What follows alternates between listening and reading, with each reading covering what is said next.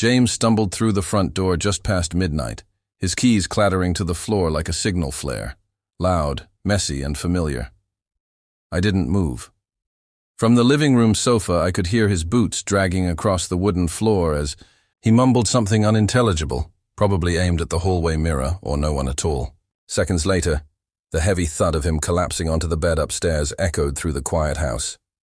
No goodnight, no apology, no recognition. I sat in silence, the television off, the room dimly lit by the faint glow of a street lamp through the window. My tea had long gone cold. I stared at the untouched cup, tracing circles with my fingertip along the rim. I wasn't angry anymore. I'd passed that point weeks ago.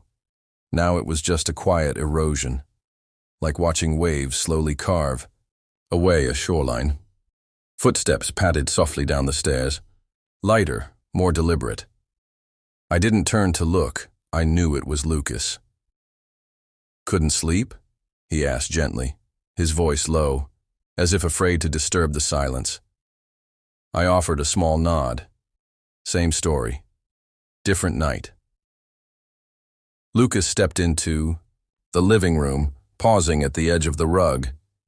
He was wearing a hoodie and old joggers, hair a little tousled like he'd just rolled out of bed. He glanced toward the hallway, the way James had gone, then back to me. "Want some tea?" he offered. "I can make you a fresh one." I finally looked at him. His face was calm, unreadable in a way that made me feel both guarded and safe. "Sure," I said. "Why not?" He disappeared into the kitchen, and I heard the kettle click on. I leaned back into the sofa, closing my eyes for a moment. The smell of mint and chamomile drifted into the room. When he returned, he handed me the steaming cup and sat beside me, not too close, but not distant either. We sat in silence for a few minutes, sipping quietly. Outside, a car passed by, its headlights casting momentary streaks across the wall. I glanced at Lucas from the corner of my eye. His jaw was tense, his hands steady as he held his mug. I wondered how much he had seen, how much he understood. "I don't know how much longer I can do this," I said suddenly, surprising even myself. Lucas didn't react immediately. He just nodded slowly, then turned toward me. "You don't have to say it. I've seen enough." His voice carried no judgment, just clarity. He wasn't a boy anymore. Somewhere along the way, he'd grown into something steadier than the man I married. I looked down into my tea. The warmth in my hands didn't reach my chest. "I'm tired," I whispered. Lucas placed his mug on the table, then looked at me again. "Then let's just sit. No talking. Just sit." I nodded. The quiet between us wasn't empty. It was full of unspoken truths. And for the first time in weeks, I didn't feel alone. The kitchen clock ticked softly in the background, marking time we both seemed to have forgotten. Lucas sat across from me at the table, the warm light above casting a muted halo over his face. He looked older tonight, not in years, but in presence. Gone was the awkward teenager who used to tiptoe around silences. In his place was someone who carried silence like it meant something. I wrapped both hands around the ceramic mug, grateful for the heat. "You ever feel like a ghost in your own life?" I asked. Lucas didn't flinch. "All the time," he said. "But I think it's worse when someone else makes you feel that way." His words hung there, uncomfortably precise. I didn't answer. I didn't need to. He knew. Maybe he always had. "You used to laugh more," he said after a pause, his eyes never leaving mine. "Back when I first moved in, it's like the light in you went out." I looked away, embarrassed by how much that observation stung. "People change." "Yeah," he replied softly, "but some changes shouldn't go unnoticed." The air between us shifted. Heavier now, but not oppressive, more like an invitation to honesty. I felt exposed and strangely grateful for it. Don't even remember the last time James looked at me like I mattered, I said, my voice steady despite the crack I felt beneath. It's like I'm just furniture in his life now, something convenient, something familiar. Lucas leaned forward slightly, resting his forearms on the table. That's not what you are to me. I blinked, unsure if I'd heard him correctly. His expression didn't waver.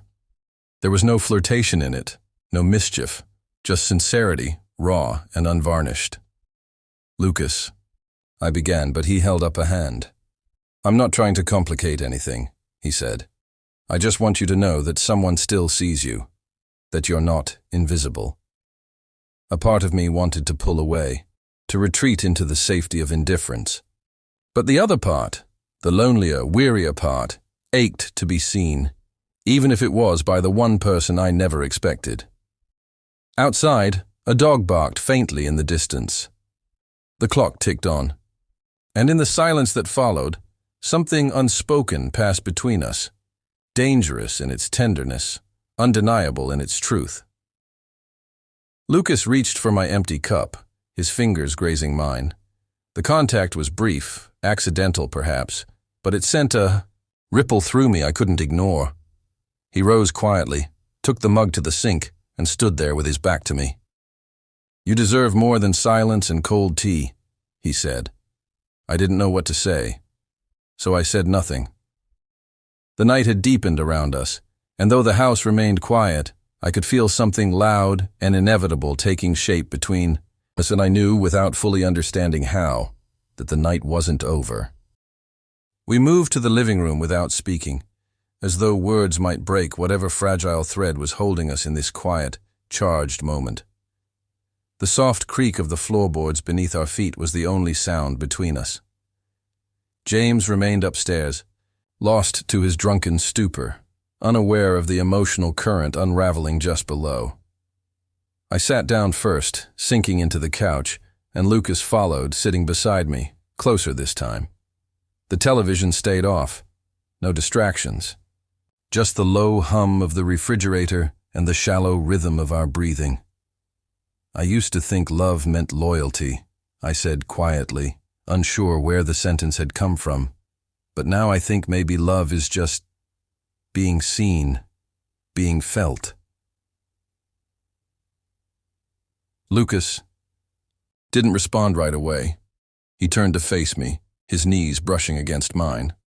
That's what I've always wanted too, he said. To be felt, to mean something. There was no pretense in his voice, no seduction, just a truth spoken aloud, because holding it any longer would have hurt more than saying it. I looked at him, really looked, and saw not the boy who had come into my life years ago through marriage, but the man who'd been quietly watching me fade, the man who had stepped in when my own husband had stopped noticing. I shouldn't be feeling this, I murmured, ashamed of how fast my pulse was beating. Me neither, he said. But we are. The moment hovered, too long, too full, and I felt the world narrow to the space between us.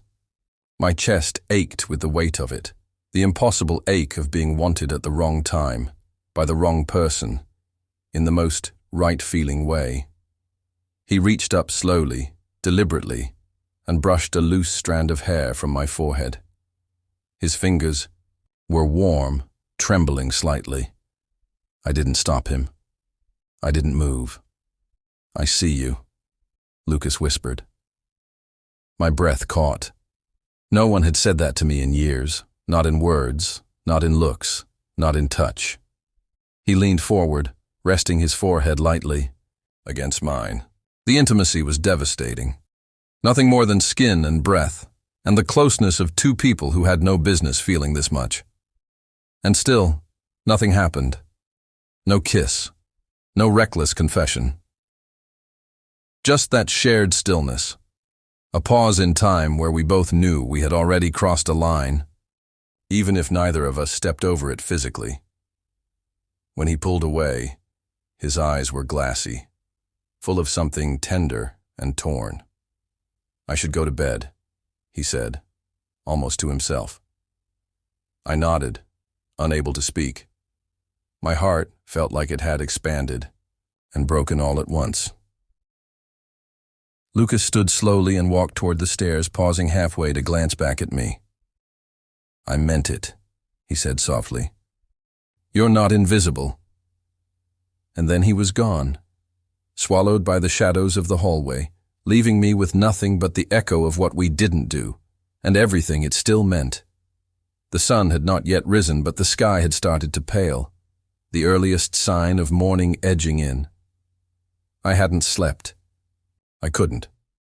I remained on the couch, still wrapped in the scent of chamomile and the ghost of Lucas's nearness. The events of the night repeated in my mind like a quiet storm, never loud, but impossible to ignore. Upstairs, James stirred, once groaned and went silent again. That life, the one I was supposed to be living, felt like it belonged to someone else now. What we'd built, or what I thought we had built, was now little more than a quiet habit neither of us knew how to break. Lucas hadn't come back downstairs, and I hadn't gone up to see him, but I felt his presence even in his absence. What?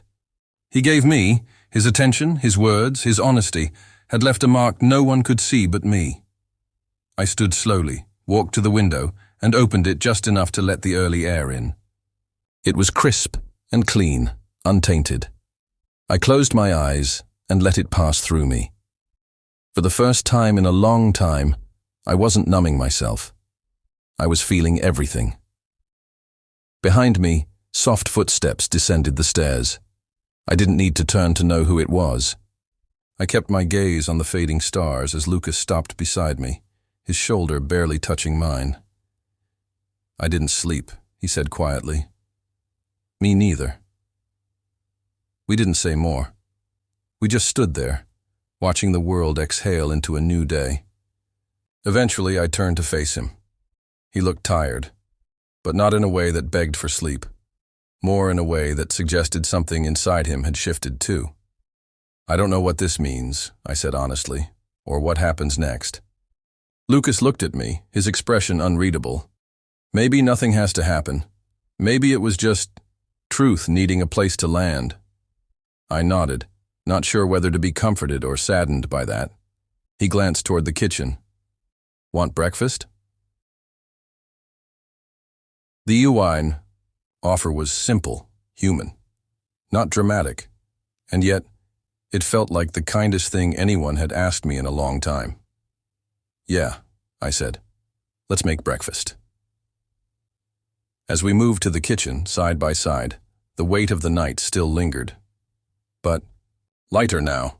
We said little as he cracked eggs and I sliced bread, and though our hands didn't touch again, the silence between us wasn't empty.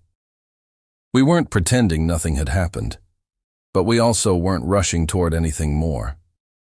What we shared, those quiet truths and wordless moments, would live between us, unspoken but unforgotten. And as the sun finally breached the horizon, I realized that even betrayal could carry its own kind of clarity, not destructive, but illuminating. Sometimes, the heart just wants to be seen, and sometimes the one who sees you isn't the one you expected.